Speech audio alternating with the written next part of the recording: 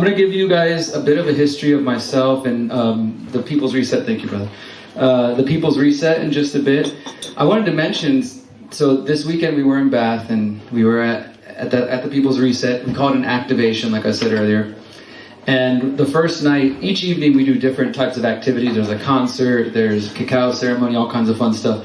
The first night was community networking, because just like tonight, our goal with being here, you guys came here for one reason or another. Well, first of all, who knows my work or of my work in any way? A few of you? Cool, awesome. Lots of hands didn't go up. That's even better. I like meeting new people. So somehow somebody dragged you here or invited you here, and I'm grateful you're here either way. But what really matters, besides me and Miriam being here, is that you guys go home with new friends. Does anybody look around the room and not know anyone? Is there anybody who hasn't met some of the folks here? Okay, there's a few. Raise your hands high. Everybody else, meet these people. Look around. Those who don't really know anybody, keep your hands up, keep your hands up. These are the people you especially need to talk to. Don't let them go home without making a new contact. Because I seriously mean that. Yes, we came here from Mexico and from Texas, but what ultimately matters is that you guys get to know each other. Because when we leave, we're going to Copenhagen this weekend. We got some other events.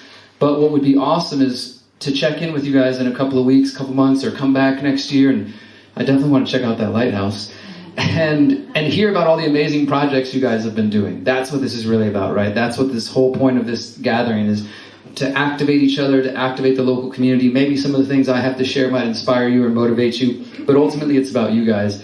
And so at the People's Reset, our first evening event is community networking. And so we had maybe 70 people in the room, 70 to 100 people out of the event came to the networking. And the way we started is, okay, who's from England? And then that was a lot of people. Okay, who's from South? Who's from, this area, this area? We had European Union, and we let people separate off into groups and then just get to know each other. And let me tell you guys this, the Wales group was the loudest group in the room. They were the loudest and the proudest group in the room. Every time we said, how you doing over there, Wales? There was a huge cheering, and I think that kind of makes sense based on what I've seen so far. So I just wanted to mention that you guys seem to be really awesome. And yeah, we're really grateful to be here with you guys. So you seem to be a very proud people. You're the loudest at the People's Reset. And I also, as Miriam touched on earlier, have heard some stories of how things were during what I call COVID 1984. And we're going to talk about that as well. But most of tonight is going to be very much focused on the solutions. As I said earlier, we can watch podcasts. I've written articles and documentaries all about the problems. The problems are important because if you don't know there's problems, you don't know there's a need for solutions, right? The problems are how we wake up our friends and family.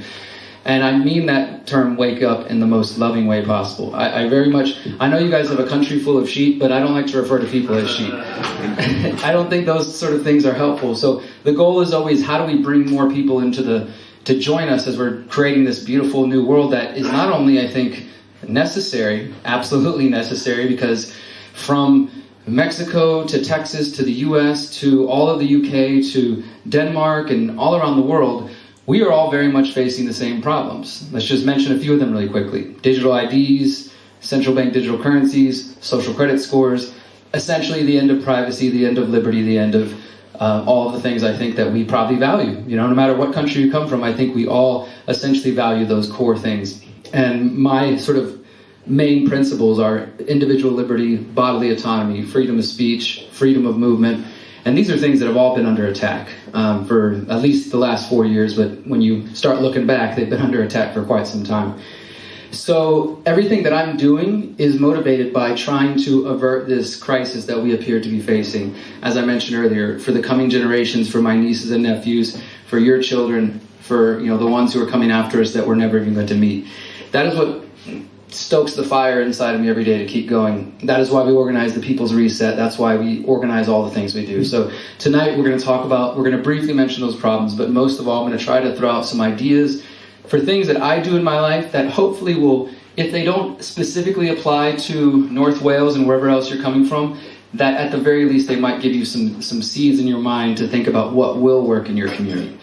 Because I've heard a similar story since I got here just today, that during COVID 1984, there was a reaction, a response. People recognized that something was not right, and they started. Who was involved with Stand in the Park? The different Stand in the Park movements. lots of hands here. People started different, whether it was gathering up for meetups when you weren't supposed to, or protesting in different ways, rallying. I saw some, big protests across the United Kingdom during the COVID years. But who else has also experienced, since things have calmed down, that energy kind of go away and dissipate? Is anybody else seeing that? Because I've sure seen it in the United States. I'm sure seeing it in Mexico. We were in Mexico during COVID, and a lot of people from the UK came to Mexico because Mexico ended up being one of the only countries, I think it ended up being the only country, that had no vaccine requirement, no quarantine requirement, no PCR test. And also because Mexico and in general parts of Latin America are kind of behind in terms of the agenda. I heard a rumor that it's very easy to forge government documents. It's just a rumor I heard. Don't know anything about it directly, but... and so people from Australia, from Germany, from the UK, Canada, the US, all came to Mexico to get away. Some people were like, I'm packing up my whole life. Others were like, I just need to get away from this insanity. And there was a lot of momentum. There was a lot of organizing, people looking for solutions. How are we going to work together? How are we going to start growing our own food? Because I don't want to be dependent on the big grocery store in the market that's telling me I need a shop to go inside, or that I have to wear a mask just to go there. So how do we start, creating solutions in our own communities? And there are still people like myself focused on that, but there are vastly less people than there were just 2 years ago. Has been your experience as well? Maybe even you kind of feel that way. Life's gotten busy, things have gone back to normal. But as we're going to talk about tonight, my friends, I don't think that is a wise thing to do. I don't think it is wise to assume that we have seen the last of whatever these psychopaths are working on, right? I don't want us to focus on the problems, but I do think we need to do a little reality check, and things are not over as far as this agenda. So let me ask another question. Who here felt like COVID was their awakening? Like you just started to kind of question, and no judgment here, just curious for show of hands. So for quite a few people, that was like the beginning. Who else felt like maybe you kind of were already questioning the world, but COVID kind of opened the floodgates when you finally really like, okay, yeah, something's not right. Yeah, it's a little bit more people. And who here has been questioning things since before COVID? Right. All right. We've got a good group here. Good mix of people. Wonderful. There's no judgment, whichever group you're in. I just like to know who I'm speaking to. In fact, let me throw out a couple other terms and just see where we can save time. Who has heard of Agenda 2030? Almost everybody. Who's heard the word technocracy? Social credit scores. All right. We can skip that whole part of the topic. So I'm going to give you a little brief history of my work, and maybe you'll understand where we're coming from, why we incorporate things like meditation into this. So if you don't know, my name's Derrick Broze. I'm 39 years old. I'm originally from Texas. I don't really have a strong Texas accent, but that's where I'm from. Maybe I do. Do I sound like I'm from Texas? No? Okay, cool. I know you heard Miriam say y'all earlier, so maybe that gave it away. But I've been in Texas for my whole life, and I woke up in terms of activism and conspiracies, if you will, corruption in government, in late 2009. I watched a documentary from Alex Jones back in the day. I was reading a book from an author who's since deceased, Jim Marrs, called Rule by Secrecy. It was just this combination of reading a book, watching a documentary, all within a week. And by the end of that week, everything I thought I knew about the world was flushed down the toilet. And it wasn't really like I was the sort of trusting person. I think I generally always had a skepticism towards power. When I was younger, I was a punk, so I was kind of like, rebellious, sort of chaos, anarchy, whatever you want to say, but no philosophical understanding. It was just more the sort of rebellious youth, rebel without a cause type of thing. So I didn't really trust their systems in the first place. So it wasn't a big leap for me to go from that to like, oh, they're lying about everything. Okay, that makes sense. No wonder the world around me doesn't make much sense. But 2009 was really the beginning of that. And when I woke up, I immediately felt this call towards action. Like it didn't feel like it was enough for me to just know that things were crazy and then just, okay, well, I'm going to go to work tomorrow. That was nice. Now I know what's better, what's going on in the world, and I'm smarter than everybody, so I'll just continue on my path. I immediately felt like I need to do something. And for me to do something at first was just putting up posters in my neighborhood. I think the first thing I put was like, there's poison in the tap water, and putting up posters around, and somebody tore the poster down, and that made me excited. I was like, oh, I'm going to do it again. I just kept doing things like that. I started a blog, and I did things like that on the internet, but really quickly I realized I need to do more. I need to find other people. Does anybody else feel alone when they first started questioning the world around them? You try to talk to your friends and family, parents, kids, and they all looked at you like you're crazy? I know mine did. And to be fair, sometimes we drive them a little crazy. We it's hard. It's like you wake up and you realize the whole world around you isn't what you were told. It's hard to make anything else matter at that point. You just, hey, what about this thing? What about this? Watch this documentary, read this thing. You just can't stop. And of course we push them away. And I went through that experience, and then eventually I found 2 people who didn't think I was crazy, and we started an activist group called the Houston Freethinkers, and it was a really big part of my life for about 8 years, and we did all sorts of wonderful things, everything from, the usual marches, rallies, protests, to building community gardens in some of the poorest neighborhoods of Houston. We were hosting benefit shows, raising money for different nonprofits and different charities and things like that. We were working with the artist community. It was really more of I'd say a cultural movement than even just activism, because we were working with all different people. And we also got media coverage. The local media was nice enough to call us a local group of conspiracy theorists. We got some good coverage. And over the time, though, I started to realize they're not doing their job. The media isn't doing their job. Maybe I could do it better. I didn't go to school for journalism. I just had a desire to confront people in power. And I had a little handheld camera at the time. And I started going up to cops and asking questions. I started going to the Federal Reserve, which is the central bank of the U.S., and filming and little things like that. I started going to press conferences and confronting the police chief about surveillance, started asking questions of the mayor. And that's kind of fun to me. It's sort of like, I don't really play sports. That's kind of my sport. That's how I have fun. And it developed over time to be what I do every single day. So now I'm a freelance investigative journalist. I write articles on a weekly basis. I've produced some documentaries. I've written a few books, which we have a couple copies of here tonight. And this is what I do every single day. I wake up every single day trying to think of how I can work with other people like yourself to create more freedom in the world, to wake up more people, because I think we need as many people as possible. I tend to see my work kind of like doing what I can, collaborating with you guys, to plant seeds in people's minds, using my journalism or my documentaries. Hey guys, here's the crazy things about the world you might not have heard of. And then as they start to wake up, bring them towards the people's reset and the solutions, and say, well, now come check out the beautiful things we're building. Look at the solutions we're trying to focus on, right? I kind of see it like that. Waking people up, bringing them towards solutions. And obviously I don't work alone. I'm blessed to work with so many amazing people around the world, including folks here in the UK, and it's a growing worldwide movement of us, obviously. And we saw this during COVID, right? They want to separate us. They want us to not be able to see each other's beautiful smiles and to hug and to realize, oh my God, I'm not alone. I'm not alone, because there's people just like us all over the world. Have you guys come to grips with that yet? There are people, this weekend we're going to be in Copenhagen. We're going to be in another room filled with people just like yourself, who are just as concerned about what's going on in the world, but also just as excited about solutions. This weekend we were in Bath with 200, 300 people just like yourselves, who are coming from all over the UK and from elsewhere, who are just as concerned. In January we're going to be back in Mexico with another 300, 400 people who are just as concerned. There are people like us everywhere who are asking these questions and who are meeting in rooms like this, trying to figure out what comes next. How do we not only prevent this insanity that they're trying to do, but more importantly, how do we build what we do want to see, right? Because my message is very much oriented around us putting our energy into what we want. It's easy to look at their garbage and say, yeah, that's not, who here wants to own nothing and be happy? Okay, cool, no hands went up on that one, awesome to see. So we know we don't want that, right? We don't want the World Economic Forum, you're gonna own nothing and be miserable. But how much energy have you put into what you do want?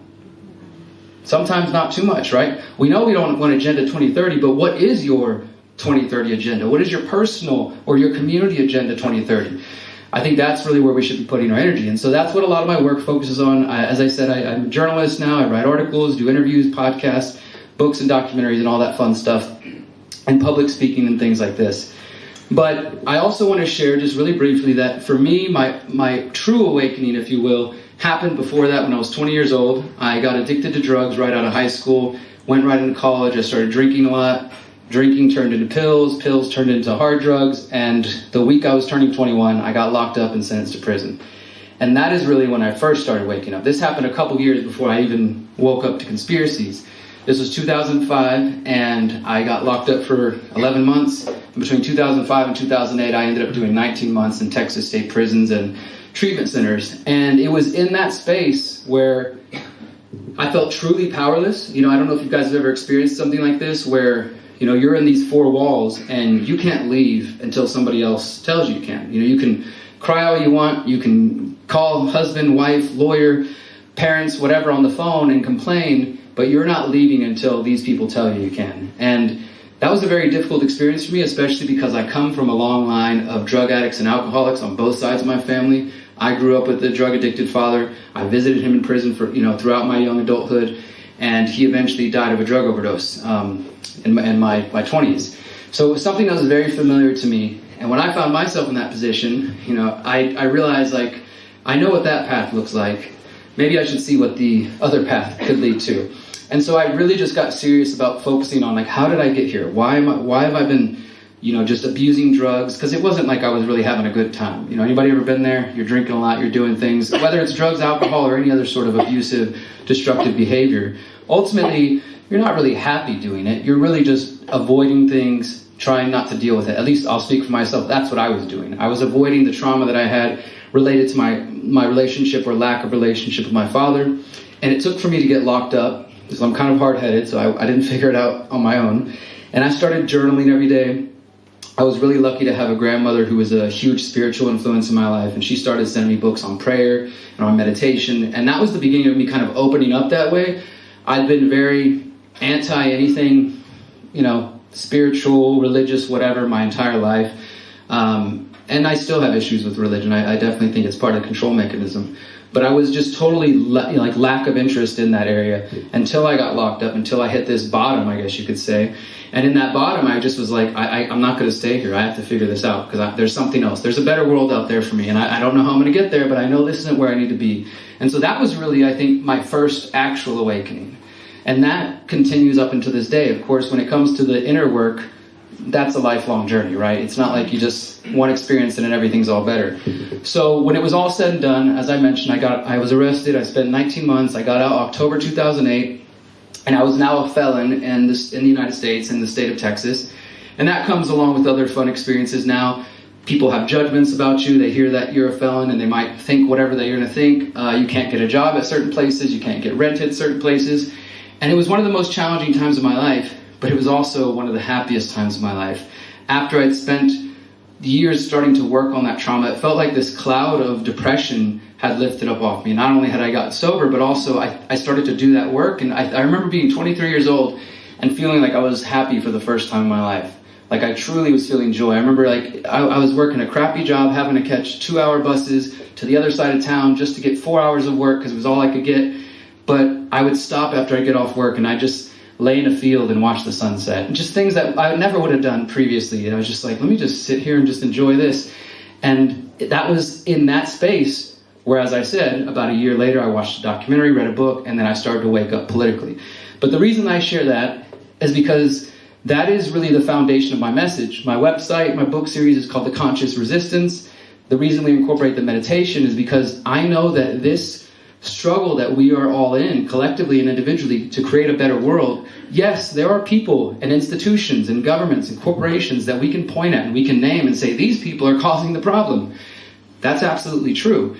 And there's also this internal struggle, what I call the struggle against our own internal tyrant, our doubts, fears, insecurities, and limiting beliefs, which can hold us back and prevent us from being the best versions of ourselves, right? And I think personally that right now, at this point in time in humanity's history, we need the best version of every single one of us right now to step up to the plate, and my story is not necessarily your story. We all struggle in different ways, and sometimes one person's insecurity can be completely nothing to another person, right? In fact, maybe you look up to somebody, you see them, and you hear about the things that affect them, the insecurities, and wow, I never would have imagined you deal with that because I see you in such a beautiful light.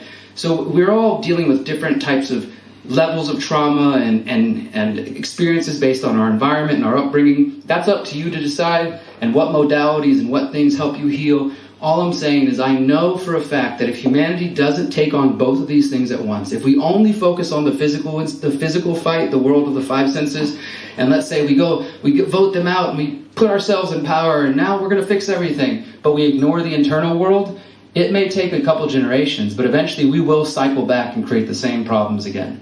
And if we only do the meditations, and we only do the prayers, and we only do the internal work, and we act like the external world doesn't exist, it's not going to go anywhere. It's going to get worse, right? And in fact, the first couple years of my awakenings, after I woke up spiritually, and then I started to get into activism, I basically lived a double life because I had my activist friends and we would go out and do marches and rallies and protests and all that usual stuff.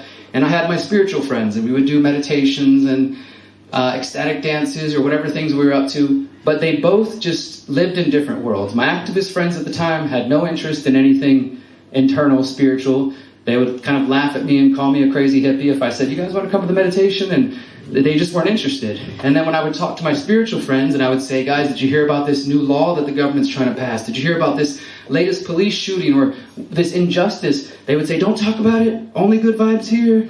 Don't bring up the bad things. And they'd plug their ears and cover their eyes, right?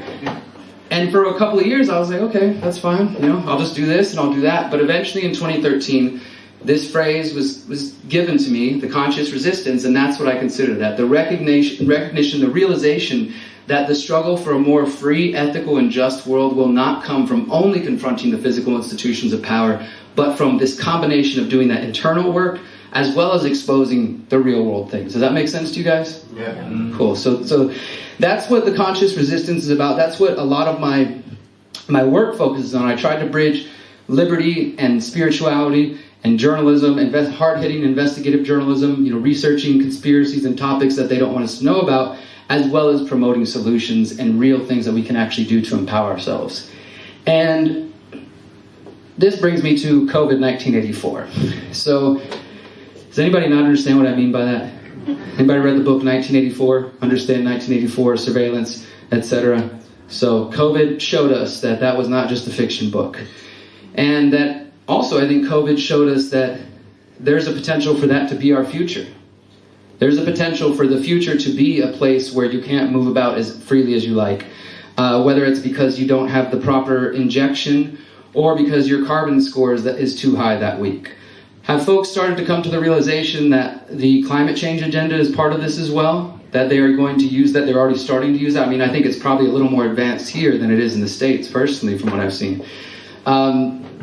So during COVID, Miriam and I, we did a U.S. tour. We did 50 cities across the U.S. in 2021.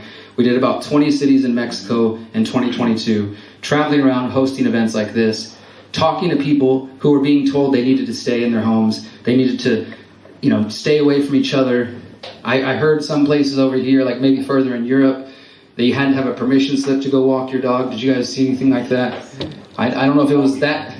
Crazy. It was, yeah. You guys know the stories. We don't need to rehash them, right? You guys know what was going on. Wow. I mean, let's just take a moment to reflect on that for a minute, right? That was our life. We had to live through that, and people we know died, from different things. That's a whole other debate, right? But let's say they were murdered in some cases, by the hospitals and by other people, and we were kept away from our loved ones. Some of them who were, elderly and they were on their way out and we didn't get to be with them. I've talked to many people who weren't able to attend funerals, weren't able to attend the last moments of their loved ones' lives. It's important that we don't forget what happened, but it's also important that we don't allow the trauma of that to keep us stuck in that place where we can never let it go and not focus on what comes next, right? Because while we are stuck in that trauma, this, what I call the predator class, is already working on their next agendas. And none of us know what's coming next. Of course, there's discussions about the next pandemic that Bill Gates keeps talking about. I was just at the United Nations about a week and a half ago with Dan Aston Gregory. We were there the day before the United Nations, and nearly every country in the world signed something called the Pact for the Future. Have you guys heard about this recently? If not, you can read about it on my website. I've been talking about it for the last year. It's very similar to the pandemic treaty. There's also discussions, of course, of cyber crisis. Is there going to be a cyber pandemic? They're talking a lot about aliens all of a sudden. Who knows what the next thing could be? And ultimately, it doesn't matter because the answer is almost always the same. It's this room right here. It's community. It's us coming together. The reason they wanted you separated, the reason they wanted you to not be able to connect is because there's so much power in us coming together. There's so much power within each of us in our brains and our hearts and the resources that we have available to each other. That's why they want us separated. That's why they want us to not be able to come together and sit and just think and talk. Does this make sense to you? Because this isn't making sense to me. And the more of us do that, the stronger we get on the local level. I'm a big believer in the fact that the problems, yes, they are international. We're talking about the United Nations, World Economic Forum, Club of Rome, Bilderberg Group, all these fun people, right? But the solutions are right here. They're on the local level. Because yes, the United Nations might sign a pact for the future and say, we need to start turbocharging the race towards the Agenda 2030 and the completion of the Sustainable Development Goals. But you know what was a part of that pact? There was also a line in there that said all the prime ministers and all the governments need to work on implementing these things in their own countries on the local level through their budgets.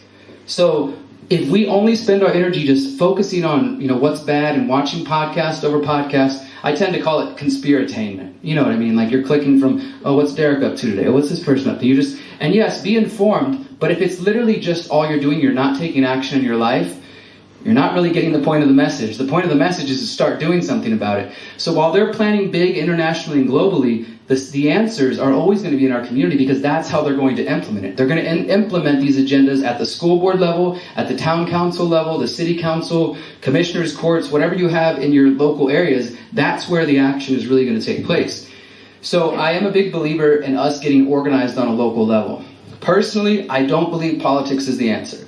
Now, if you do feel inclined towards politics, and what I mean by that is like running for office or something, then I would say do it as local as possible. I ran for mayor of Houston 2 times where I'm from in Houston, not because I thought I was going to win and save the day, but because it gave me the opportunity to get on TV, to get on radio, to start spreading these ideas and talking about vaccines and talking about these issues in places that they normally would never be discussed, right? And to meet people who aren't a part of our movements yet, but maybe by planting that seed, they start on their own awakening journey, right? So if you do feel the need to do that, do it as local as possible. But ultimately, I believe the answer is not apathy and just giving up.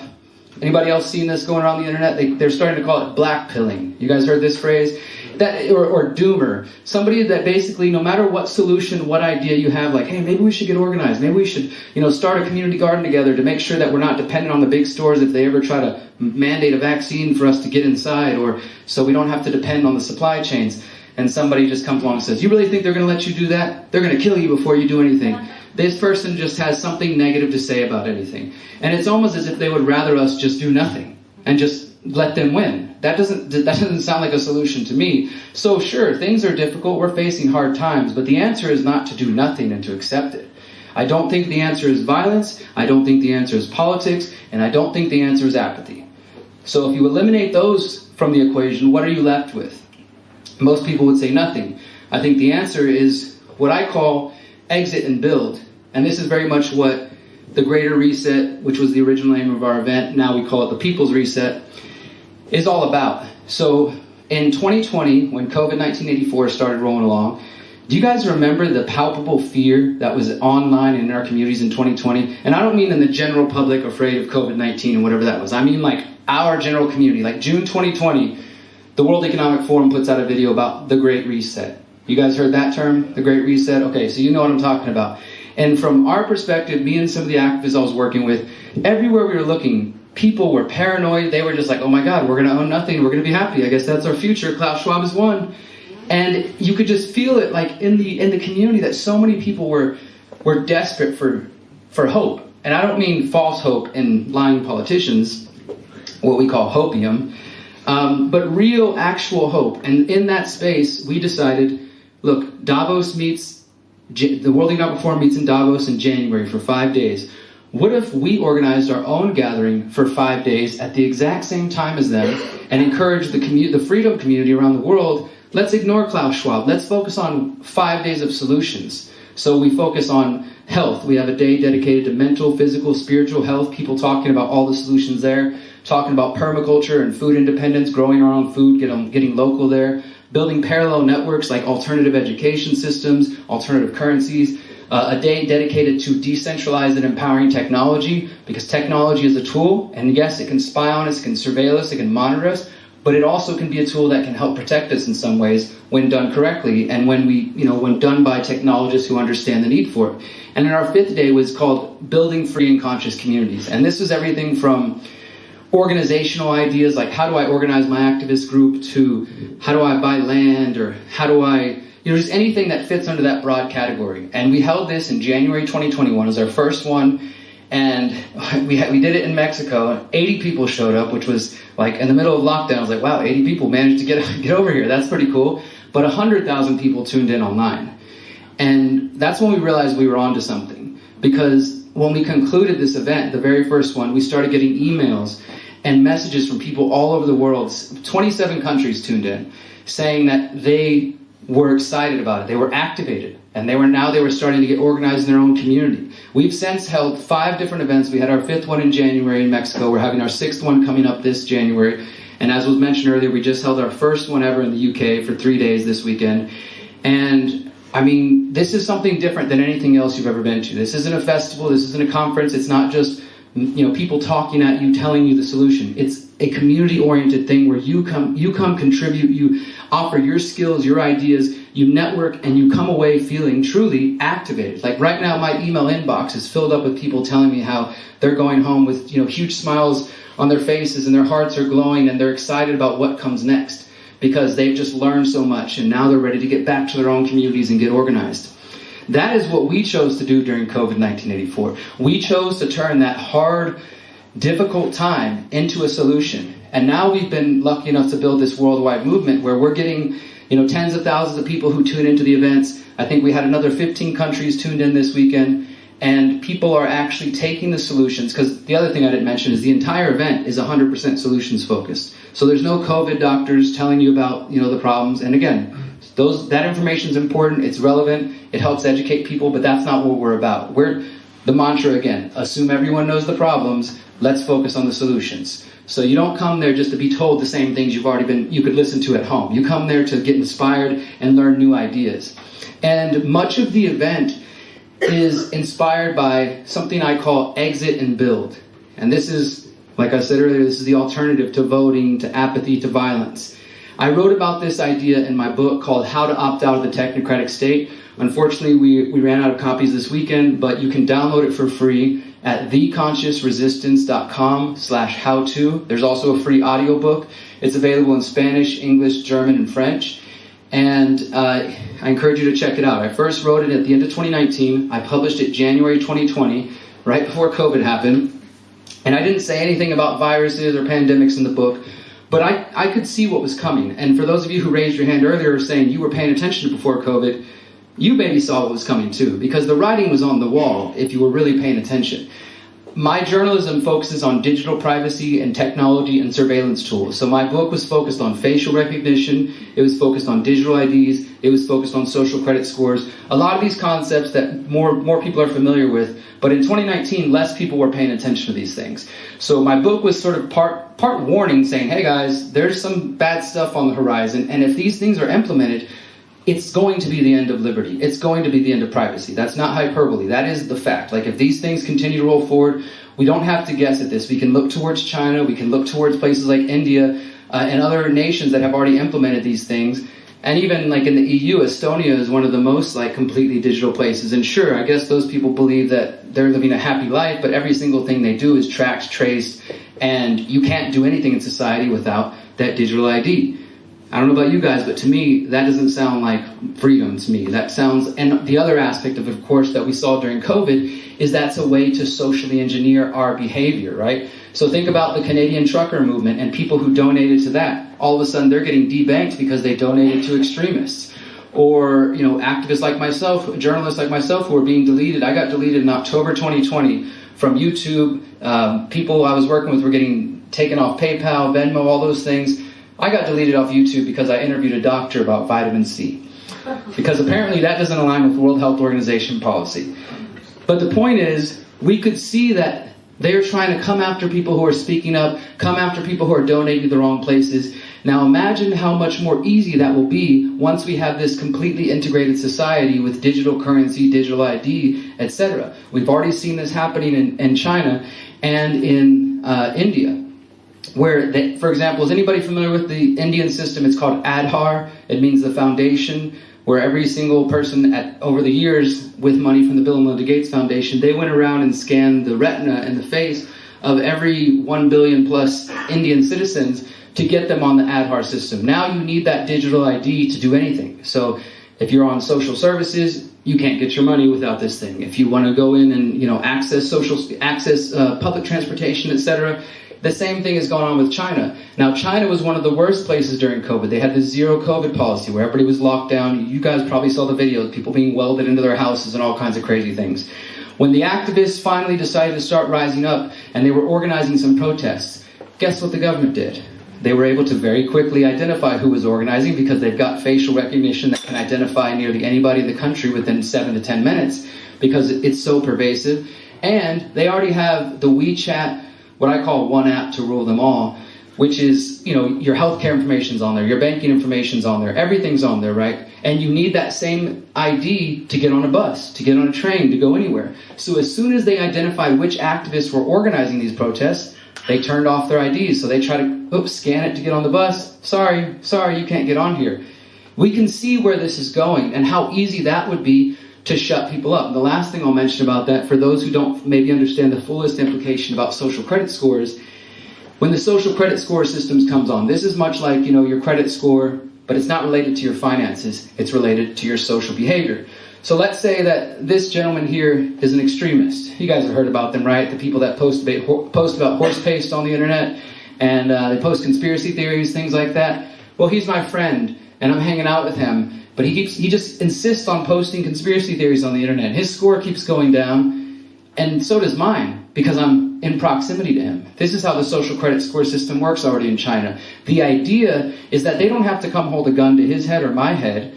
They just count on the fact that if I want to go on vacation, if I want that job promotion, if I want to open a bank account, you have to have a certain score to be able to do those things. And if I keep hanging out with this extremist, my score goes down just like his does. Now, if you think that your friends and family were willing to push you away during COVID, imagine when their very life is dependent on it. When their score will go down if they hang around you. And I could already hear the conversations. I love you, man, but if my score goes any lower, I'm not going to get this job promotion. I really need it. Or I'm not going to get a vacation this year. So I'll see you in 6 months. I promise I'll see you soon, right? I'm not here to scare anybody, but these systems are all right here on the cusp of it. And we can throw in the whole climate change conversation, carbon credits, et cetera, et cetera. The point is, we saw all these things rolling out during COVID. We started focusing on solutions. What I call exit and build is all about looking at those systems, what I call slavery systems.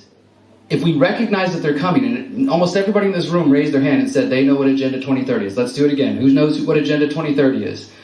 Social credit scores. Technocracy. If you didn't know before, you heard me explain it. So from this moment on, you can't claim to be ignorant. What you choose to do with that information is up to you. But as I said earlier, if we choose not to act in the face of what we see is happening, not just here in North Wales or back in the US or anywhere, this is a worldwide issue. Some countries are moving a little slower, some places are maybe a little better, and people are more resistant.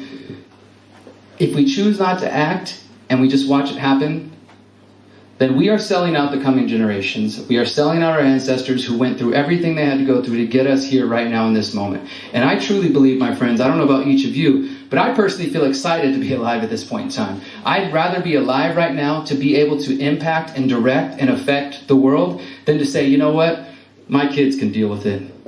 My grandkids can deal with it because I'm too busy just trying to get through this life without too much trouble. I'm too busy. I'm too tired. I'm too scared. And we all feel that way at some point, right? And it's okay. We're facing a lot, but ultimately we are the ones, I truly believe we are the ones, everybody in this room, everybody around the world who's searching for the answers are the ones who have to step up to the plate. And going back to being our best versions of ourselves, we need you right now. We need all of you and your skills and your ideas and your heart and your power to come together, whether it's here in North Wales or wherever you're coming from, to start thinking about what comes next. When I'm saying exit and build, it means you look at the systems in front of you and you can see that staying in those systems is going to lead to slavery. So if you keep your money in the banks, they're going to turn it into CBDCs. And if not only that, the banks are also responsible for all sorts of atrocities, whether it's the 2008 financial crisis, laundering money for Jeffrey Epstein, all kinds of other fun things. There's plenty of reasons to get your money and your time away from those systems, and that's just one topic. I often talk about this from a holistic perspective. So if you were to think about your food, where you get your food from, who you're supporting when you buy that food, how dependent you are on those external systems. Like if COVID was to happen again tomorrow, for example, and lockdowns just came back, imagine that. Who here feels like they're in any better of a position than they were 3 years ago to handle that? Have some of you stepped up and maybe feel like, okay, I'm ready this time. I wasn't before. That's great to see some hands go up. Those who didn't raise your hands, it's time to get to work. And it's time to get to work together, because community really is key. None of us can do this alone. I'm not here to claim that I'm 100% perfect and we've got this all figured out. We do have land, and we're starting to build on land. We've got fruit trees. We're working with a community of people because we see what's happening. And it's also not about just living in fear. I want to make that clear. I'm not saying like let's prepare for doomsday and things like that. Yes, let's be smart. Let's be prepared. But also what I've come to see is the less I'm dependent on their systems, the more rewarding my life really is. The happier I am. When I'm eating clean, healthy, organic food and drinking clean water, and I'm working with other beautiful, free minds, my life is more enriching.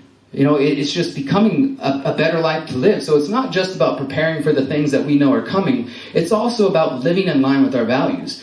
Because personally, it's not enough for me to just say, well, it's too hard, so I'll just settle for what they're giving us. I'll just accept that someday my money's going to turn into CBDCs, and they're going to put that on a digital wallet, and I'll have to be tracked and traced everywhere I go, and I'm just going to have to look at my nieces and nephews and say, yeah, I'm sorry we didn't do more.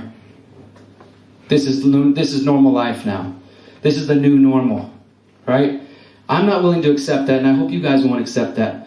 If you take this exit and build concept and you look at these different areas of your life, whether it's economy, whether it's food, healthcare, obviously, how many people feel like they don't want to be dependent on their healthcare systems, right? And I get that we all are at different levels of health, and some people maybe you're taking pharmaceuticals right now, and I'm not here to tell you what's the next best step for you. That's for you to know, you know better than any of us. But I am here to say, perhaps we should start thinking about those things. Essentially, look at each of these areas where you are dependent, whether it's on the government or corporations or, their partners. Those are your vulnerabilities. Those are the places they can attack you the most. If you are dependent on their banking systems, if you're dependent on their big box grocery stores, if you're dependent on their healthcare system, that's where they're going to squeeze you. That's where they're going to squeeze you for the next round, whether it's a pandemic, whether it's economic collapse. I know that I don't know about you guys, from what I've been seeing, things are kind of tough for a lot of people in the UK. It's definitely getting worse for people economically in the US. Inflation and all the other fun stuff, not to mention wars on the horizon and things like that. I go into this information in much more detail in my book. Again, it's available for free. I'm also happy to talk to you guys about this. I also will mention right now I'm doing 100% free what I'm calling the 45-day exit and build challenge, and basically taking you deeper through each of these areas, through food, through money, through technology. Again, technology, exit from the big tech systems and build or support those who are building the new systems. So maybe you recognize that Google is stealing all your data, and they're also building a censored internet for China. They're also involved with this Dragonfly program, which is a drone program. They're also involved with the Lavender AI program that's helping Israel drop bombs. There's plenty of reasons to not want to support those systems. Yet how many people here are on Gmail, Google Docs, etc.? Most of us, right? It's okay. Again, I'm not here to judge anybody. I'm just saying, let's take a moment of reflection, right? Let's look at that, and say, perhaps we should start trying to live in line with our values if we're ever going to get to that better world. Because based on what I've seen, we don't get to the better world by just doing the same old thing over and over. And that's not to say that it's easy, but guess what? There are alternatives. No more Google.com. No more Google.com. Check it out. If you're looking, it has everything that you need. And I don't endorse any of these companies. It'll just show you alternatives. So if you're on Docs, if you're on Gmail, if you're on Sheets, all that stuff, there are alternatives to every single one of those that are privacy-based, that are open source. I use a company called CryptPad. When it comes to phones, Miriam hold your phone a bit. This is the Above phone. My buddy Hakeem, he makes these phones. He makes de-Googled, de-Appled cell phones and laptops. People are out there spending hundreds of dollars, thousands of dollars on the latest phone that's spying on them, tracking them. Well, now there are people trying to create alternatives to that. Milo does it. Say that again? Milo. My friend. Oh, yeah, you de-Google phones? Yeah, so you got somebody right here in your community that could do it for you next week. De-Google workshop. All right. Bring him your phones. But seriously, these are the resources you need in your community. My buddy, he just does it as a company, but anybody can do it ultimately. It's just some people don't have the time, they don't want to learn, so they offer their phones, and their phones are preloaded with decentralized apps. So instead of Google Maps, you got Organic Maps, you got Magic Earth. Instead of YouTube, you got NewPipe. And all the alternatives exist, but they're not going to be at your local grocery store. They're not going to be at your local electronics store. You have to go out of your way to find these tools. And this is just one area. If you look at your different, take what I call a holistic self-assessment. Look at your life and ask yourself, again, if COVID was to happen tomorrow, Where's the most vulnerable parts of your life that they could squeeze you the hardest and get to work? That's where you need to focus on. And that's going to be different for each of us, right? But if we come together as community, like let's imagine you guys do set a meetup after tonight and you say, you know what, let's meet up next week and let's brainstorm on it. Maybe the first thing is a de-Googled workshop. How many people would volunteer to de-Google their phone and take a step in that direction? Anybody here willing to take that first step? Look behind you, brother. You got some work to do. But that's the first step in the direction, right? So it's not about getting from, I have student debt and I've got credit card debt and I'm totally plugged into the banking system and I got Google everything, to being totally opted out overnight. It takes time, and it's about making steps in the right direction. I've been able to live without banks since 2008.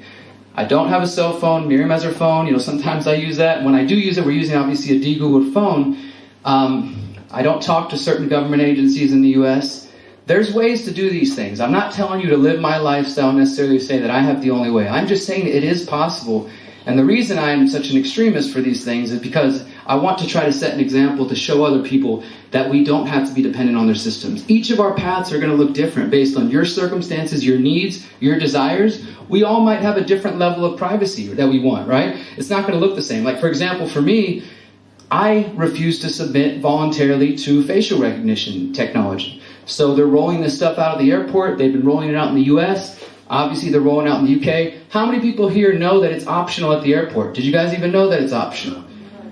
Did you hear the story that me and Miriam and her sister and mom and my mom and stepdad, all 6 of us got detained at the airport in Heathrow for 4.5 hours for opting out of facial recognition technology?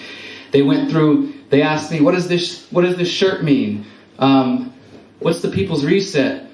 What's the Pyramid of Power? My documentary series. They went through all of our cards. How much money do you have on this card? How much money do you have on this card? Simply for choosing to opt out, which is legal. It's totally legal. He swore, I'm not harassing you because you chose to opt out.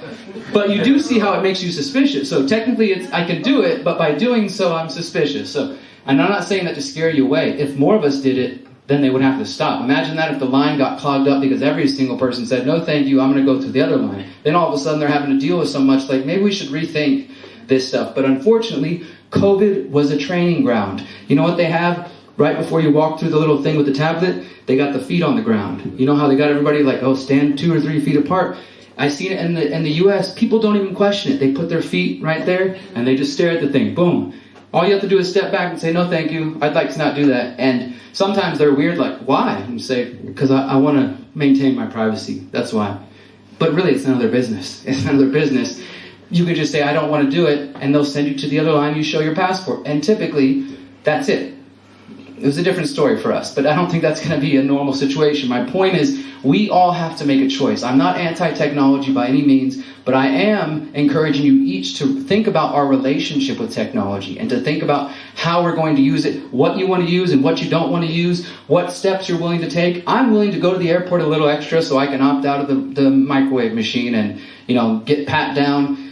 That's just what we do. And I'm willing to face potential questioning to opt out of the facial recognition because I don't want to submit. And, some people will say, well, Derrick, they've already got your face on your passport. Sure, they do from years ago, but they're trying to get us acclimated to being scanned all the time. They want us to just be comfortable with being scanned everywhere we go. And one of the last points I'll make here is they're going to sell this to you guys and to our family and friends like they did with COVID on convenience, entertainment, like, hey, you get free donuts if you get your COVID shot. I don't know if you guys saw this one. They were giving away lap dances in the U.S. for shots. But think about that. They're appealing to people's most base, primitive emotions. Come see some naked women and we'll give you a shot if you get the shot. Get a donut if you get the shot. They're going to sell it in all these different ways. I've already seen it in the airport. So they're starting to test these little mini stores. They're owned by Amazon, but there's others where it says in it, it's touchless. You don't have to talk to a single human being. All you do is sign up ahead of time. You give them access to your card. So then you can walk in. It scans your face. And since they have connection to your bank account, you can grab whatever you want, you walk out, and then automatically deducts it from your bank account. How convenient. Wow, I don't have to talk to a person. I don't even have to talk to a human being. Wow, we know how inconvenient humans are. So they're going to sell it to us all these different ways, my friends. And I encourage you just to keep an eye on it. You're going to see it. They're going to sell it to kids through video games. They're going to come from entertainment. It's going to come from convenience. And we are the ones that have to be the voices in our communities. We have to be the voices of sanity. And I know it's a lonely journey sometimes, my friends. I've been called the same names as you. You know, I'm blessed and lucky that my family has kind of come along in the journey. In the early years, they definitely thought I was crazy, but now my mom's come into the People's Reset. She's learning about what we're doing. And that might not be your journey. I understand it can be a very lonely time and that it hurts. Who here felt like the pain of like a friend or a family member turning their back on them because the choice they made? Like, I get that. We all have to recognize that there might be more moments like that.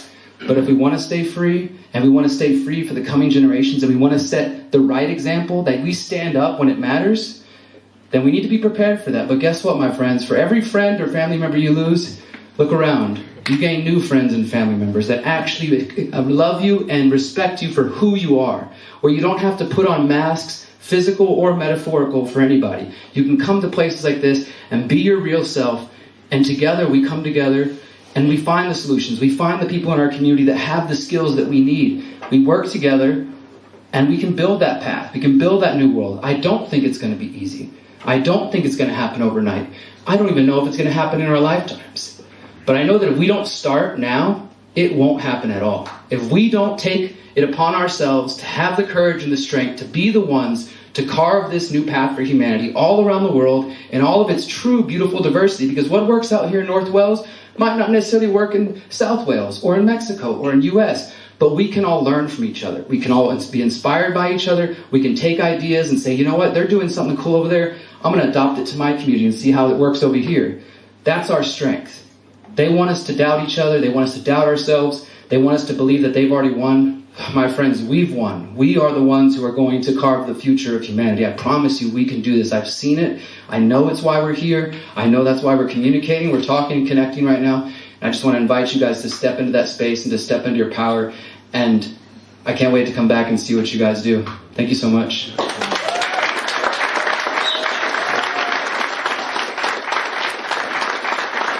I could, thank you guys so much. I'd like to do 2 things in closing before we just open it up. And, you know, we have some shirts for sale if you're interested. I want to give out hugs and get to know all of you. And again, thank you to everybody who's invited us here and hosted us tonight. I want to do 2 last things. If I could briefly just share a poem with you. It's a piece of my song. I make music, but could I share that with you guys really briefly? Yeah. And then close out with an affirmation, okay? So I make conscious hip-hop, but whether or not you like hip-hop, I think you'll enjoy this verse. It's from a song I wrote called Awakening. And I think it applies here. I've never felt more powerful than when I question the power. So full of themselves, lost in arrogance, but in reality they're cowards. If you're searching for the devil, look no further than your government. The politicians are the puppets, but don't forget the false covenants. False prophets, mega churches making profits, the devil's loving it. They lie to your face, and you take it. Do you prefer to be ruled? Wolves in sheep clothing, they got you fooled. They pull the wool over your eyes, feed you lies while they strategize and propagandize. Come on, my brothers and sisters, this is our moment to rise. They never saw us coming, but we are the antidote to their lies. We strive for truth and liberty. We strive to be better. Humanity's made mistakes. We're not perfect, but this ain't forever. I know we're destined to build the better world we know is possible, but it's gonna take struggle and making ourselves responsible for our choices and actions. We have the power to manifest that which we know we deserve. We are humanity at its best. Yay.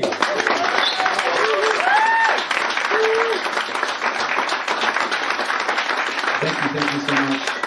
The final thing I'd like to do with you is just end with an affirmation. This is the way I usually end my videos. If you've seen my videos, you know this affirmation. It's something that came to me whenever I was in prison. It's on the shirts. And it's just, you know, it's a gift to you. If it serves you, if it helps you, call upon it in times of need. So if you feel inclined, please repeat after me. I want to hear you, Wales. I know how loud and proud you guys can be. I am powerful. I am powerful. I am beautiful. I am beautiful. I am free. I am free. Thank you guys so much for having us here.